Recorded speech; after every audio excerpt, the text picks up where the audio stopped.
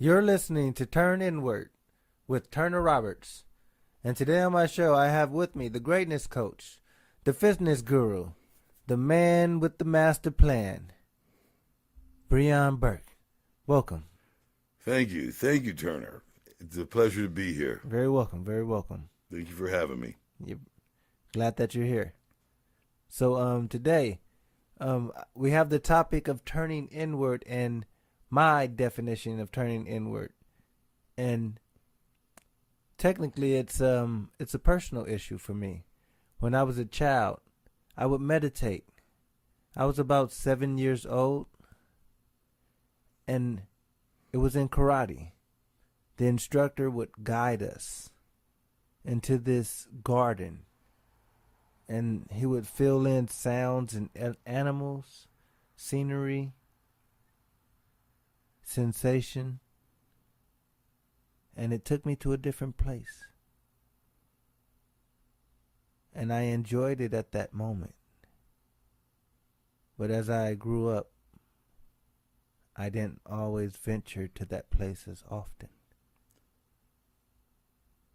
But when I became injured, I had a moment when I realized I wasn't stuck. I didn't have to just lay here. I can go back to that place within and journey. Have you ever been to that place? Interesting. Interesting. I love that story, and the way you approached your conditions didn't have control over you. You allowed with your mind and through meditation to escape your current conditions and to rise above it. I love that. That's such a powerful story. Unfortunately, most of the people in the world today don't share this experience. Most of the people in the world today have turned the opposite. They've turned outward. They identify with their cars, their possession, their things, or the people that they hang around. So we've gotten so far away from it, there's no wonder you see so much discord in the world and so much anger and bitterness and the lack of happiness and joy. So I think what you're doing is powerful, and I think that sharing this with people is really one of the most noble things you can do if they're willing to receive it. Now, some people are so caught up that they will not even receive it. They won't even believe that turning inward is something that's available to them or it's right for them, because they're so caught up in the current fashion, the current show, the current gossip, the current hate event, the current fear event. There's so much out there that they're caught up in that they are not even in a position to receive it. Yes. So what I'd like you to do is to do a series of these and put that in your book as well. The step-by-step method for someone who's not that into it, someone who doesn't really get pulled to it immediately, someone who needs a little more work. Okay, understood. Because we all have to take the time to do the work, because it's individual. The work can't be done by nobody else. There's no tips. There's really no guidance. Your desire, your passion, your drive, that's your guidance. You follow what drives you. You don't follow others, because then you get lost. So look inside yourself. What is your true passion? Are you doing what you want to do? Are you doing what you've been taught to do? A lot of us don't really know the answer to that question. And that's what I went in to find out. And it said, just travel. Go and see. Go somewhere you haven't been. Experience something different. And that's when I found out I enjoy being in nature. I enjoy the ocean and the sound of the waves. I enjoy the sound of the birds, the sound of the wind as it hit the trees. It was a whole new understanding of beauty and music and harmony. Man, you know what you understand that, Bree? I understand exactly. And let me tell you, the reason why it feels so good, because nature is in perfect harmony. Nature is vibrating at the level that it should vibrate.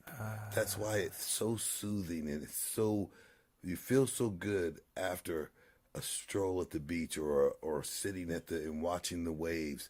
You feel so much calmer and at ease, because the vibration is in perfect harmony with the universe.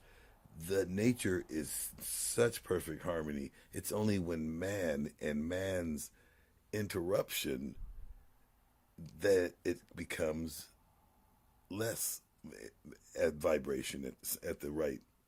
So what I'm saying is, man can interject and be part of it, or man can resist and bump heads with it and cause discord in the world. Wow. So it's really a choice. It boils down to choice. But I don't think many people are knowledgeable of it. So doing what we call information-based marketing, is education-based marketing, is teaching people of how these things interact and how everything is connected to everything. Everything you see is connected to everything you are. Wow. We are all vibrating. We're all vibrating. Some are higher and some are lower.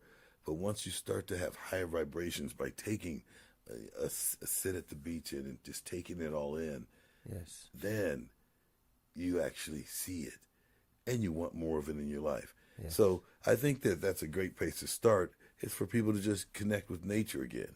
Wow, yes, that's true. Indeed. Well, I really appreciate you coming down on the show today. I mean, it's truly an honor to have such a man that's worked beside so many great men. Les Brown, just to name one of the many. And I mean, tell us a little bit about yourself before we go. Give us a brief, summary of the things you've experienced on your journey. Well, everyone knows about the Rolling University. Okay. Rolling University is my car. Wow. And back then, I would put cassette tapes in the car and listen to seminar after seminar after seminar. Anthony Robbins, Jim Rohns, Jack Canfield, T. Harv Eker, Gandhi, everybody, just everybody who was on audiobooks, I would listen to it in the car. Instead of listening to the radio or the current music or pop music, I would listen to these audio programs. Indeed. So I would just get out of my car, and I'd be just loaded with this stuff, and my day was so much better than listening to the news or the breaking news, or listening to some rap music with violence in it, or even listening to music about country music about heartbreak. A lot of those things, some music can make you feel good, but then they'll put on other music that'll make you feel differently. So I would listen to motivational talks, all kinds of information, and I just filled myself up with it. Wow. I tell everyone I work with that if you lose yourself, you can find it all. Okay. Lose yourself in personal development, and you will find it all, because that's what I did. And you can talk to some people in my past, and they'll look at me and they'll say, "This is a guy who is a master of reinventing himself." And that's what I think that our general audience is going to have to look at this as reinventing yourself, not becoming someone else, but reinventing a better version of yourself. Instead of thinking, oh, meditation is not going to change me. A lot of people don't believe in it because they haven't experienced it yet. Yes. So I think that they can conceive and wrap their heads around reinventing yourself. Instead of making New Year's resolution, make a commitment to reinvent yourself every day. In not every day, just pick one thing and say, I'm going to reinvent myself and become a person who's more conversational, or I'm going to reinvent myself and become a person that's secretly generous. I'm going to reinvent myself to become a better father.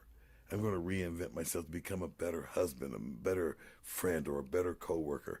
I'm going to just slowly work on myself until I become the person I was born to be. And I have a question that I ask myself. It's one of the most powerful questions that you can ask yourself. It's such a transformational question that I use it with all the clients I work with. And I'm going to give it to you now. You ready to hear it? Yes. The question I ask myself, and I teach everyone to ask themselves, is, how would the person I want to be do what I'm about to do right now? If you ask yourself that most powerful question and then have a truthful answer and do it, you will slowly become the person you were born to be. So through this process, I became an actor. Through this process, I became a speaker. Through this process, I started my own training business. Through this process, I started each and everything that I've gotten involved to, from mountain hiking to hang gliding to propelling from an airplane. It's all from reinventing myself. So to reinvent yourself for the better is such a valuable tool.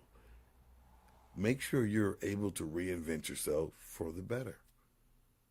That's one of the things you can do. So turning inward is just another way of reinventing yourself, reinventing a more spiritual part of yourself. Wouldn't you agree? Yes, indeed. Indeed. Because that's basically what I found in the process of turning inward, is a greatness of... Because your history is still there, correct? Yeah, it is. Your history's still there, but you turned inward and you found a better version of yourself. Yes.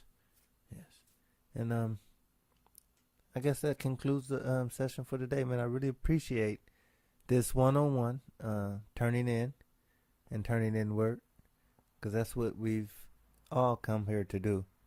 We have to go back within. Any final words, Turner, that you would give our listeners? Well, one thing you mentioned was about how audiobooks really helped you. I've actually been doing some work on the website. I'm still in the process of working on it, but it's up and accessible for the public, and it's multimedia.com. immultimedia.com. And also he mentioned meditation. We're working on some things on YouTube and as well as Facebook, and you can look it up at GYM Meditation. That's Gym Meditation for Guide Your Mind Meditation. We have a few meditations on our website at the moment. You can check those out as well. And ask Breyon. That's the most important part. Get there, put a comment for your question, and Breyon is going to answer your question. We're going to upload your video live. Thank you very much, everyone, for coming out and listening. And thank you, Breyon, for your time and efforts and your emotions, your heart, your greatness, man. Thank you, everyone. Thank you for having me. Indeed. Until next time, everyone, stay great. great.